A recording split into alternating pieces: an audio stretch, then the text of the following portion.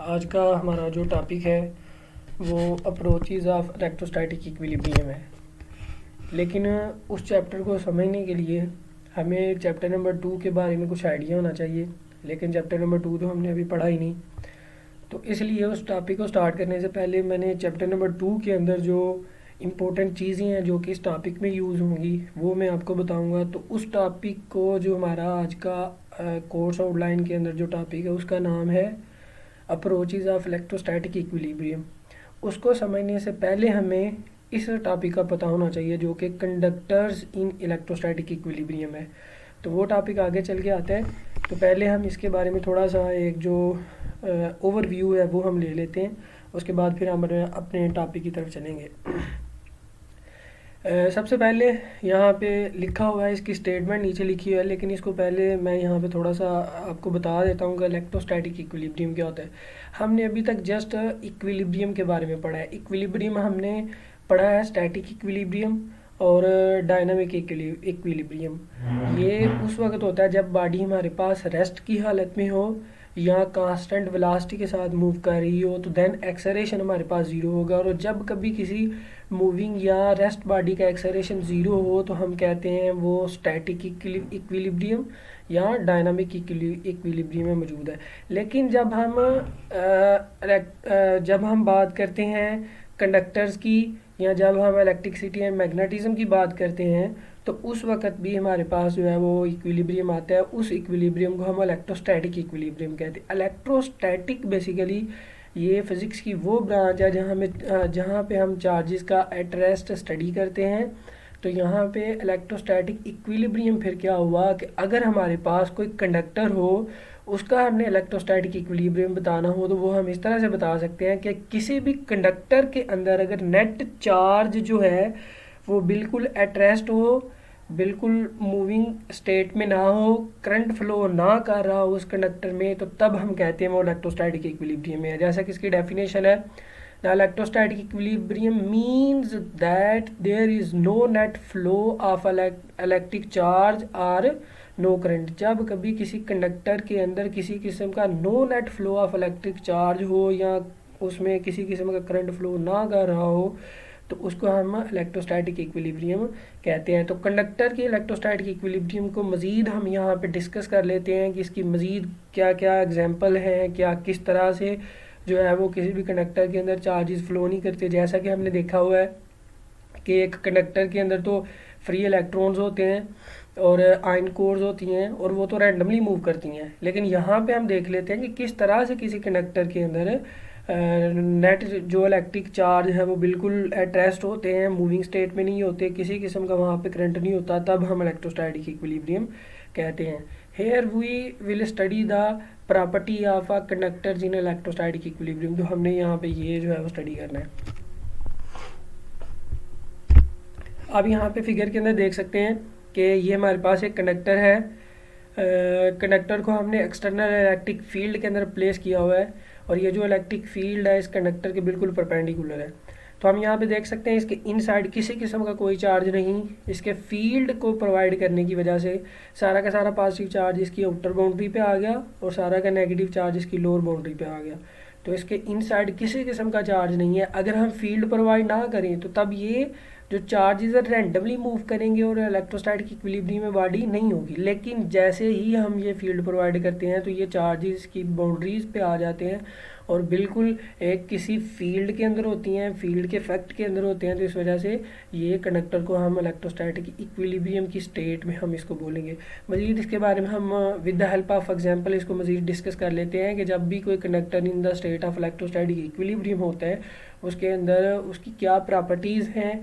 तो वो हम देख लेते हैं। इसकी दो प्रॉपर्टी हैं। सबसे पहली जो इसकी प्रॉपर्टी है, the electric field inside a conductor is zero in electrostatic equilibrium.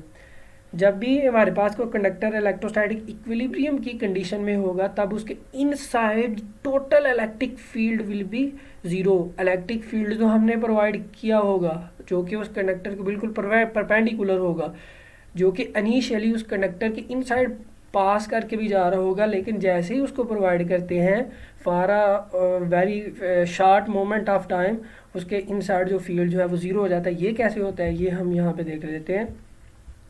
what is this? So we will prove this by conduction. Suppose there was an electric field inside the conductor. This would cause free charge inside the conductor to move, and hence contradiction the fact that there are in electrostatic equilibrium. हम यहाँ पे ये prove करना चाहते हैं कि जब भी कोई इलेक्ट्रोस्टैटिक इक्विलिब्रियम में होता है हमारे पास कोई कंडक्टर, तो उसके इनसाइड इलेक्ट्रिक फील्ड ज़ीरो होता है। तो ये प्रूव करने के लिए हम एक कंट्राडिक्शन लेट करते हैं। कंट्राडिक्शन होती है मतजाद, उस चीज़ के बिल्कुल अपोजिट हम जो है वो लेट कर लेते हैं। यहाँ पे लिखा हुआ है suppose there was a electric field. हम यहाँ पे प्रूव कर रहे हैं कि उस कंडक्टर के अंदर किसी किस्म का इलेक्ट्रिक फील्ड नहीं होगा, लेकिन हम यहाँ पे करते हैं कंट्राडिक्शन लेट कर रहे हैं by contradiction. Suppose there was an electric field, हम लेट कर लेते हैं, हम उल्टे लेट करते हैं, इसको ही कंट्राडिक्शन बोलते हैं कि हमारे पास उस कंडक्टर के इनसाइड इलेक्ट्रिक फील्ड होगा। और अगर किसी कंडक्टर के इनसाइड इलेक्ट्रिक फील्ड होता है this would cause free charge inside the conductor, तो देन उसके अंदर जो चार्ज कैरियर है वो बिल्कुल फ्री होंगे to move and hence contradict the fact that there are in electrostatic equilibrium. अगर हमने इलेक्ट्रोस्टैटिक इक्विलिब्रियम की स्टेटमेंट पढ़ी है कि अगर किसी कंडक्टर के अंदर कोई चार्ज कैरियर बिल्कुल एट रेस्ट हो, मूव ना करें, उसका करंट ज़ीरो हो, तो तब हम बोलते हैं वो कंडक्टर इलेक्ट्रोस्टैटिक इक्विलिब्रियम में है। लेकिन हम यहाँ पे लेट कर लेते हैं कि उसके इनसाइड इलेक्ट्रिक फील्ड मौजूद है। अगर उसके इनसाइड इलेक्ट्रिक फील्ड मौजूद है तब वहाँ पे चार्ज कैरियर भी मूव करेंगे। अगर किसी कंडक्टर के चार्ज कैरियर मूव करते हैं तब वो बॉडी इलेक्ट्रोस्टैटिक इक्विलिब्रियम में नहीं है। तो मतलब अगर उसके इनसाइड फील्ड है तो बॉडी इलेक्ट्रोस्टैटिक इक्विलिब्रियम में नहीं है। तो अगर उसके इनसाइड इलेक्ट्रिक फील्ड नहीं होगा तो तब वो बॉडी इलेक्ट्रोस्टैटिक इक्विलिब्रियम में होगी। तो ये हमारे पास जो है ये हमें पता चल गया कि जो भी इलेक्ट्रोस्टैटिक इक्विलिब्रियम की स्टेट में होता है कंडक्टर, उसके इनसाइड इलेक्ट्रिक फील्ड नहीं होता। यही हमने यहाँ पे जो है इसकी एप्लीकेशन है, इसको अभी प्रूव करते हैं with the help of example. देखते हैं कि the electric field inside a conductor is zero in electrostatic equilibrium. Let us consider हमारे पास एक कंडक्टर है, इस कंडक्टर के बिल्कुल परपेंडिकुलर हमने यहाँ पे एक फील्ड प्रोवाइड किया हुआ है। इसके अंदर इनिशियली जब फील्ड प्रोवाइड किया है तो इसके इनसाइड पॉजिटिव चार्ज भी होंगे, नेगेटिव चार्ज भी होंगे। What happen when isolated conductor is place in electric field. Isolated conductor क्या होता है? आइसोलेटेड कंडक्टर होता है बिल्कुल अलग थलग, किसी किस्म का उसके ऊपर पोटेंशियल प्रोवाइड नहीं किया, किसी किस्म की उसके ऊपर बैटरी से उसको कनेक्ट नहीं किया हुआ। उस कंडक्टर को हम आइसोलेटेड कंडक्टर कहते हैं, जो कि बिल्कुल अलग थलग है, किसी के साथ टच नहीं है, किसी किस्म का उसके ऊपर पोटेंशियल नहीं है, जस्ट उस कंडक्टर के ऊपर हमने ये फील्ड प्रोवाइड किया हुआ है। How does the internal field come to be zero. इसके इनसाइड आप देख सकते हैं इनिशियली जब ये कंडक्टर है तो हमने इनिशियली जब ये फील्ड प्रोवाइड किया है तो इसके इनसाइड भी आप देख सकते हैं ये फील्ड यहाँ से लेकर यहाँ तक इसके इनसाइड फील्ड मौजूद है। Well at the instant the external field is applied to the conductor the free electron initially uniformly distributed. Initially जब आप यहाँ पे देख सकते हैं ये यूनिफॉर्मली डिस्ट्रीब्यूटेड है, जितने पॉजिटिव चार्ज है उतने ही नेगेटिव चार्ज है, हर जगह पे पॉजिटिव नेगेटिव चार्ज आप यहाँ पे देख सकते हैं। then migrate under the influence of the external field and produce their own electric field that cancel the external electric field। अब वो कह रहा है कि जब हमने ये फील्ड प्रोवाइड किया, हमने तो पढ़ा हुआ है कि जब भी इलेक्ट्रिक फील्ड के अंदर हम पॉजिटिव चार्ज और नेगेटिव चार्ज रखते हैं तो दोनों अपोजिट डायरेक्शन में मूव करते हैं। तो यहाँ पे जब हमने फील्ड प्रोवाइड किया इसके इनसाइड यहाँ पे आप देख सकते हैं पॉजिटिव और नेगेटिव चार्ज हैं, तो यहाँ पे ये चार्जेस माइग्रेट करेंगे। ये माइग्रेट नेक्स्ट फिगर में यहाँ पे दिखाया गया, इस रीजन के अंदर से सारे के सारे जो नेगेटिव चार्ज थे वो मूव करके यहाँ पे आ गए, और यहाँ पे जो है वो बाकी क्या रह गए, सारे के सारे पॉजिटिव चार्ज यहाँ पे रह गए, और यहाँ से भी मौजूद जो पॉजिटिव चार्ज थे वो भी मूव करके यहाँ पे आ गए। तो जब हमने फील्ड प्रोवाइड किया है उसके जो है वो very short interval of time ये movement of the migration of the charge होगा। जब ये माइग्रेशन ऑफ द चार्ज है, इस रीजन के ऊपर पॉजिटिव चार्ज है, इस रीजन के ऊपर नेगेटिव चार्ज है, मैक्सिमम नेगेटिव चार्ज है, तो देन आप यहाँ पे देख सकते हैं एक इंटरनली इलेक्ट्रिक फील्ड प्रोड्यूस हो जाएगा, और वो इलेक्ट्रिक फील्ड नेक्स्ट फिगर में आप देख सकते हैं इस इलेक्ट्रिक फील्ड के, इस अप्लाइड इलेक्ट्रिक फील्ड के अपोजिट डायरेक्शन में होगा। तो ये दोनों इलेक्ट्रिक फील्ड एक दूसरे को कैंसिल कैंसल आउट करेंगे तो ये इनसाइड जो सारा का सारा इलेक्ट्रिक फील्ड है ये क्या हो जाएगा, ज़ीरो हो जाएगा। यहाँ पे आप देख सकते हैं ये एक्सटर्नल इलेक्ट्रिक फील्ड से एक इंटरनल इलेक्ट्रिक फील्ड प्रोड्यूस हुआ, उसने इसको क्या कर दिया, कैंसल आउट कर दिया। तो फिर हम कह सकते हैं कि इसके अंदर ये माइग्रेशन ऑफ अ चार्ज की वजह से ये जो इसका इंटरनल इलेक्ट्रिक फील्ड है ये क्या हो गया, ज़ीरो हो गया।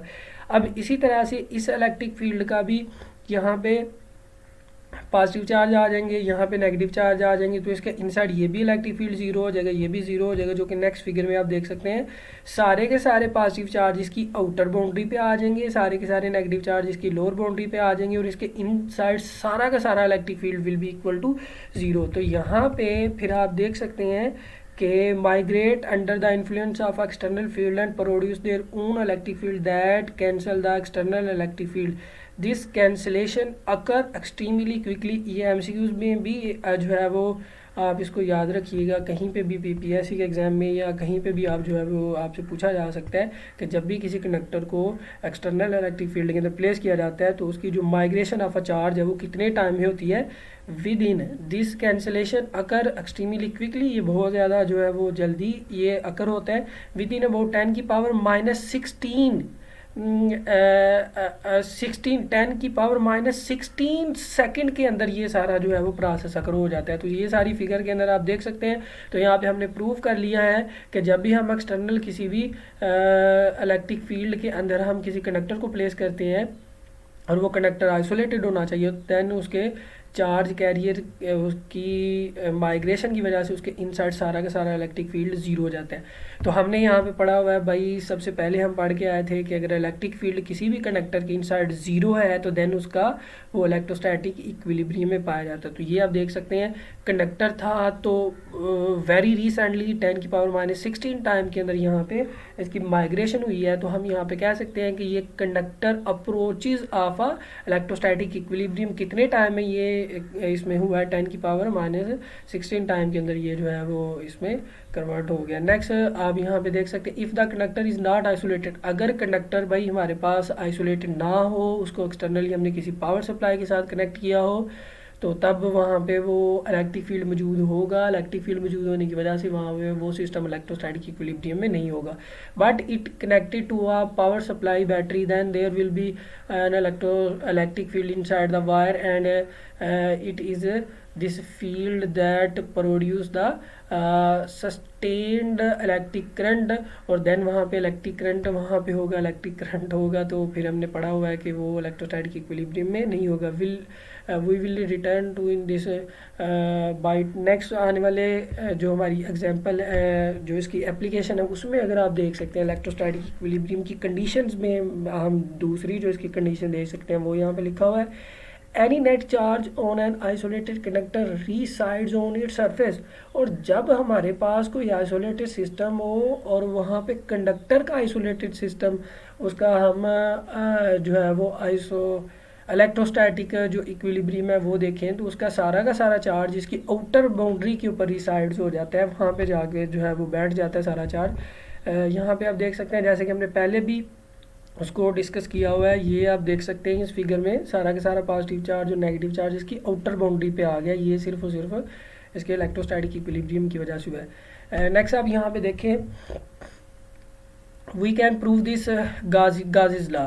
इसको हम किस तरह से प्रूव कर सकते हैं कि सारा का सारा चार्ज उसकी आउटर बाउंड्री पे आ गया, इसको with the help of Gauss's law prove कर सकते हैं। गाज़िस लॉ अप्लाई करने के लिए हमने पढ़ा हुआ है कि सबसे पहले उसके 3 स्टेप है। सबसे पहला स्टेप है कि वहाँ पे आप गाज़ियन सरफेस ड्रा करें, दूसरा स्टेप है कि total charge enclose in a Gaussian surface calculate करें, और थर्ड स्टेप है by applying the Gauss's law calculate the electric field inside the जो भी वहाँ पे आपने मतलब रीजन लिया हुआ है उस रीजन के अंदर इलेक्ट्रिक फील्ड कैलकुलेट करें। तो गाज़िस लॉ जो है ये हमें वहाँ पे इसको हेल्पफुल है to calculate the isolated conductor के ओवर सरफेस के ऊपर सारा का सारा जो है वो चार्ज आके बैठ जाता है। Choose a Gaussian surface that everywhere lie just inside the conductor surface.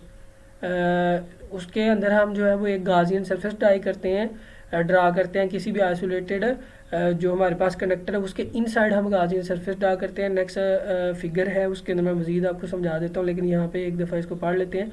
We just learn that the electric field must be zero everywhere on this Gaussian surface so that the electric flux over this surface is zero. आप figure पे आ जाए। यहाँ पे ये हमारे पास है सारा का सारा जो है वो एक आइसोलेटेड सिस्टम है, सारा का सारा चार्ज उसकी आउटर बाउंड्री पे ही है। अब हमने प्रूफ तो करना है, हमें ये साफ साफ नज़र तो नहीं आएगा नेकेड आई से, तो इसको हमने प्रूफ करना है। यहाँ पे इसको प्रूफ करने के लिए हम इसके इनसाइड एक गाजियन सरफेस ड्रा करते हैं। ये हमारे पास एक स्फेरिकल गाजियन सरफेस है। हम यहाँ पे गाजियन सरफेस कैलकुलेट किया इसका। यहाँ पे अगर हम फ्लक्स देखते हैं तो यहाँ पे इसके इनसाइड तो फ्लक्स है ही नहीं। जब इसके इनसाइड इलेक्ट्रिक फील्ड नहीं है तो इसका इस गाजियन सरफेस का फ्लक्स भी ज़ीरो होगा। अगर आप यहाँ पे देखें तो ये जो इनसाइड जो इस कंडक्टर के इनसाइड फ्लक्स ज़ीरो है। और अगर हम गाजिस लॉ को अप्लाई करते हैं तो गाजिस लॉ हमारे पास phi is equal to Q over epsilon naught है। तो अगर हमारे पास फ्लक्स ज़ीरो है तो देन चार्ज भी क्या होगा, ज़ीरो होगा, क्योंकि flux is directly proportion to the charge. तो तब हमारे पास चार्ज भी ज़ीरो होगा। तो हमने यहाँ पे गाजिस लॉ की हेल्प से यहाँ पे प्रूफ कर लिया कि इस कंडक्टर के इनसाइड सारा का सारा जो चार्ज है वो हमारे पास ज़ीरो है। We just learn that the electric field must be zero everywhere on this Gaussian surface so that the flux of E over this surface is zero. So by Gauss's law there can be no internal net charge. तो उसके अंदर किसी किस्म का internal net charge नहीं होगा। All the net charge must be therefore lie on the surface of the conductor. तो सारा का सारा उसका चार्ज जो है वो उसकी सरफेस के ऊपर लाई करेगा। This statement does not tell us how the charge is distributed on the surface. ये हम डायरेक्टली नहीं इसको बता सकते, but if the surface is symmetry such as sphere then the net charge will be distributed itself uniformly. हम यहाँ पे इसी वजह से गाजियन सरफेस जो यहाँ पे लेट की थी वो एक स्फेरिकल की थी। अगर हम यहाँ पे ये देख लिया है कि ये जो हमारे पास एक आइसोलेटेड कंडक्टर है, इसके इनसाइड जो है वो फ्लक्स हमने गाजियन सरफेस ड्रा की, इलेक्ट्रिक फील्ड ना होने की वजह से फ्लक्स ज़ीरो है, चार्ज ज़ीरो है। अब हम देखना चाहते हैं कि इसके आउटर बाउंड्री के ऊपर भी चार्ज मौजूद है कि नहीं। तो फिर ये एक फिगर गलती से यहाँ पे सेट हो गया। यहाँ पे फिगर जो लगनी थी गाजियन सरफेस इसकी आउटर बाउंड्री पे यहाँ पे ड्रा करनी थी। तो अगर आप आउटर बाउंड्री पे ड्रा करते हैं इस गाजियन सरफेस का कुछ पार्ट यहाँ पे बाहर आना था, कुछ इसके इनसाइड आना था। तो तब यहाँ पे बाहर तो इलेक्ट्रिक फील्ड है, इलेक्ट्रिक फील्ड है तो इलेक्ट्रिक फ्लक्स होगा, इलेक्ट्रिक फ्लक्स है तो फिर यहाँ वहाँ पे क्या होगा, इलेक्ट्रिक जो चार्ज भी मौजूद होगा। तो फिर हमें यहाँ पे पता चला कि गाजियन सरफेस इनसाइड ड्रा करने से हमारे पास जो फ्लक्स आता है वो कुछ ना ज़ीरो फ्लक्स होता है, चार्ज ज़ीरो है। तो यहाँ पे अगर हम गाजियन सरफेस ड्रा करते हैं लाइक दैट, आप यहाँ पे देख सकते हैं गाजियन सरफेस को यहाँ पे ड्रा करना था, इस तरह से ड्रा करना था, जो कि उसके आउटर और इनिशियल बाउंड्री ये यहाँ पे ड्रा नहीं था करना। ये फिगर यहाँ पे गलती से लगी है। तो यहाँ पे स्फेरिकल सरफेस का फ्लक्स होना था, फ्लक्स की वजह से इसका चार्ज, तो यहाँ पे आप देख सकते हैं इस चार्ज भी मौजूद है। तो ये हमने जो यहाँ पे देखा तो फिर हमें कुछ आइडिया हुआ कि इलेक्ट्रोस्टैटिक इक्विलिब्रियम बेसिकली है क्या। अब हम देखने जा रहे अप्रोच टू इलेक्ट्रोस्टैटिक इक्विलिब्रियम। जब हमारे पास कोई एक कंडक्टर हो, उसके अंदर से करंट पास कर रहा हो, तो उसको हम इंस्टेंटेनियसली उसको हम आइसोलेट कर लें। उस बैटरी उसकी जो प्रोवाइड की है वो अगर हम उसको हटा दें तो कितनी देर के अंदर इलेक्ट्रोस्टैटिक इक्विलिब्रियम में आ जाता है, उसका हमने वो टाइम नोट करना है। तो इसको हम कहते हैं अप्रोच टू इलेक्ट्रोस्टैटिक इक्विलिब्रियम। ये सारी यहाँ पे स्टेटमेंट लिखी हुई है। The chapter number 2 it was show that the excess charge on a conductor resides on its surface. हमने पढ़ लिया कि चैप्टर नंबर 2 के अंदर जो पीछे मैंने डिस्कस किया है कि सारा का सारा चार्ज जो है वो उसके आउटसाइड बाउंड्री के ऊपर मौजूद होगा।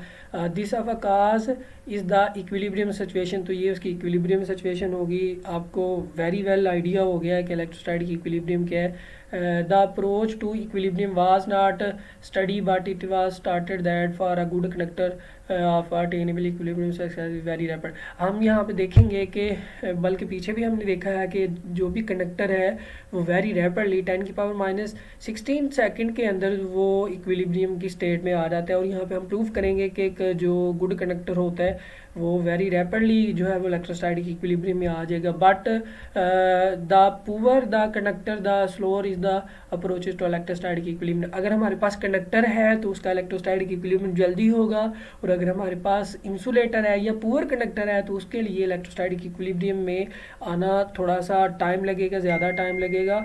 In fact, if the conductivity of the material is extremely low, अगर हमारे पास किसी भी कंडक्टर की अगर कंडक्टिविटी लो होती है, मतलब कंडक्टिविटी लो होने का मतलब है कि वो पुअर कंडक्टर है, तो तब उसका वहाँ पे क्या हो सकता है, वो मतलब इलेक्ट्रोस्टैटिक इक्विलिब्रियम में आने के लिए उसको कितना टाइम लग सकता है।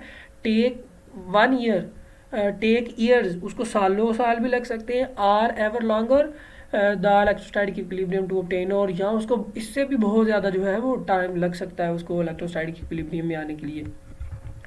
तो फिर हमें इसके लिए कोई एक फार्मूला होना चाहिए, और वहाँ पे कुछ ना कुछ उसकी कंडक्टिविटी, रेजिस्टिविटी, उसकी परमीबिलिटी, इस तरह की कुछ वैल्यू होनी चाहिए, ताकि हम किसी भी जो कंडक्टर होता है या इंसुलेटर होता है उसकी वहाँ पे वैल्यू पुट करें कंडक्टिविटी की और रेजिस्टिविटी की, तो तब हमें वहाँ पे उसका टाइम जो है वो कांस्टेंट का पता चल जाएगा कितनी देर में ये इलेक्ट्रोस्टैटिक इक्विलिब्रियम में आता है। तो इसके लिए हम यहाँ पे एक फार्मूला टाइप करने जा रहे हैं। Consider the homogeneous isolated medium, हमने यहाँ पे वहाँ पे लेट किया हुआ है, और साथ हमने लेट किया उसकी कंडक्टिविटी जी है, उसकी परमीबिलिटी जो है वो एप्सिलॉन है, विच है द वॉल्यूम डेंसिटी फॉर, उसके अंदर मौजूद जो चार्ज कैरियर है वो रो नॉट एक्स वाई जी, और साथ यहाँ पे टाइम फैक्टर भी आना था, और ये मतलब उसके इनसाइड स्पेस है, इस वजह से उसके ये 3 फैक्टर आए हैं, और इस वजह से उसका ये चार्ज डेंसिटी है उसकी। If this conductor system is suddenly isolated, अगर उसको किसी पोटेंशियल के साथ बराबर हमने कनेक्ट किया हुआ है, होमोजेनियस आइसोलेटेड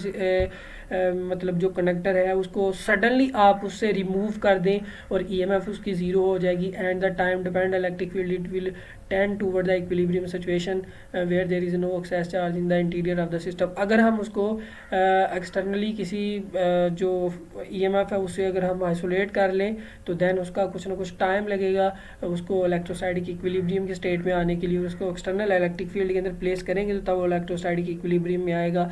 तो इसको प्रूव करने के लिए हम हेल्प लेते हैं according to the equation of continuity. ये हमारे पास 7.9 जो है इक्वेशन ऑफ कंटिन्यूटी है। By adding the Ohm law हमारे पास जो है वो J is equal to G E है। इसकी वैल्यू जब हम यहाँ पे पुट करते हैं जे की जगह पे जी जो है वो कंडक्टिविटी शुरू में आ जाएगी, ई इलेक्ट्रिक फील्ड है ये इसके मतलब रह जाएगा, तो divergence of E is equal to 0। ये partial rho is a charge density और पार्शियल टाइम है। तो अकॉर्डिंग टू बुक मैंने इसकी जो है वो मतलब इसको इक्वेशन को नाम दिया हुआ है where we know that divergence of E is equal to rho over epsilon.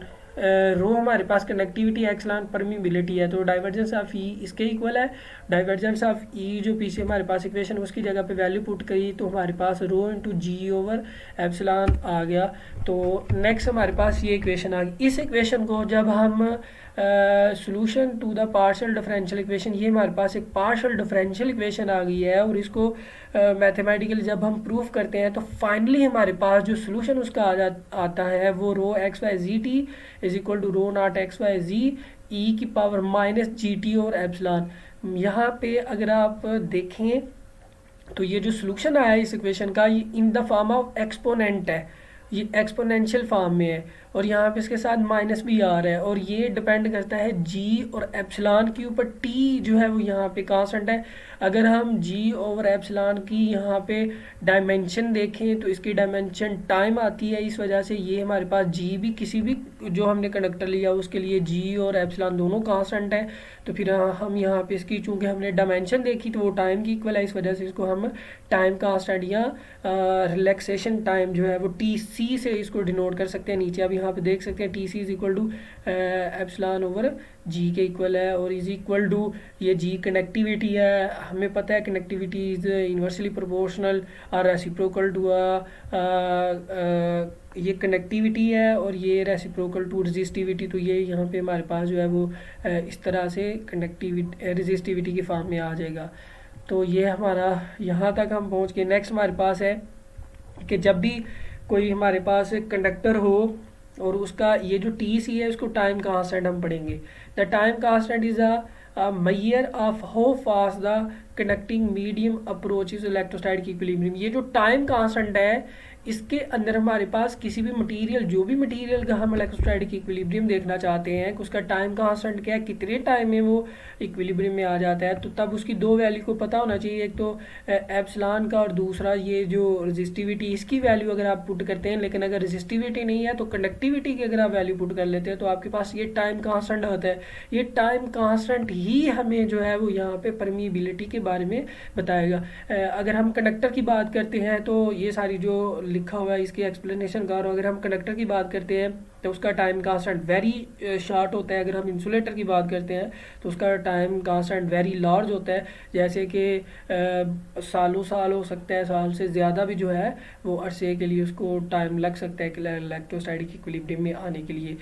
For some application are time constant is less than 0.1 second. अगर हमारे पास कोई कंडक्टर हो उसका टाइम जो है वो 0.1 सेकेंड से भी लेसर हो, is sufficient to ensure conductor like behaviour, तो तब वो कंडक्टर की तरह पे बिहेव करेगा। मतलब अगर किसी भी मटेरियल्स का हमारे पास जो टाइम कांस्टेंट है वो 0.1 सेकेंड से लेस आता है तो तब हम उसको कंडक्टर बोलते हैं। लेकिन अगर इससे ज़्यादा आ जाता है तो तब हम उसको जो है वो इंसुलेटर सेमी कंडक्टर भी बोल सकते हैं। तो ये जो हमारे पास कुछ इसकी ये वैल्यू दी हुई है कि अगर हमारे पास वो 0.1 सेकेंड से लेस आता है तो तब उसकी जो रेजिस्टिविटी है वो lesser than 10⁻⁹ to 10⁻10 ohm metre के इक्वल होगी। फॉर एग्जांपल द हायर, अगर हम यहाँ पे इसको with the help of frequency हमारे पास है कि वो कितने टाइम के अंदर चार्ज पार्टिकल जो है वो रिमूव हो जाते हैं, तो उसके साथ अगर हम रिलेशन देखना चाहते हैं